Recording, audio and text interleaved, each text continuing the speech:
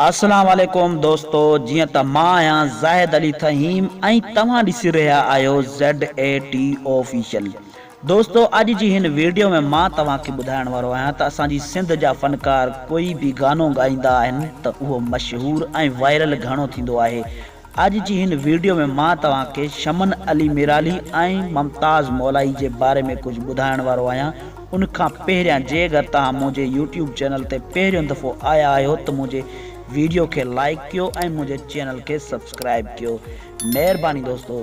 जी दोस्तों, मां तव्हांखे ॿुधाईंदो हलां त न्यू एल्बम में शमन अली मिराली हिकु सॉन्ग ॻायो आहे जेको घणो मशहूरु वियो आहे ऐं सोशल मीडिया ते तमामु वायरल थियो आहे। टिकटॉक, व्हाट्सअप, फेसबुक ते जेको तमामु वायरल थियो आहे। उहो साॻियो ई सॉन्ग मुमताज़ मौलाई ॻायो आहे। उन सॉन्ग जा बोल मां तव्हांखे ॿुधाइण वारो आहियां। टुटल दिल मां कहिड़ी दुआ निकिरंदी, उन सॉन्ग जा इहे ई बोल आहिनि। दोस्तों, अगरि तव्हांखे इन्हनि ॿिन्हिनि फ़नकारनि मां तव्हांखे घणो गानो कहिड़े फ़नकार जो पसंदि आयो आहे, मूंखे इहो ॿुधाइजो त तव्हांखे मुमताज़ मौलाई जो ॻायल गानो घणो पसंदि आयो या शमन अली मिरालीअ जो ॻायल पसंदि आयो।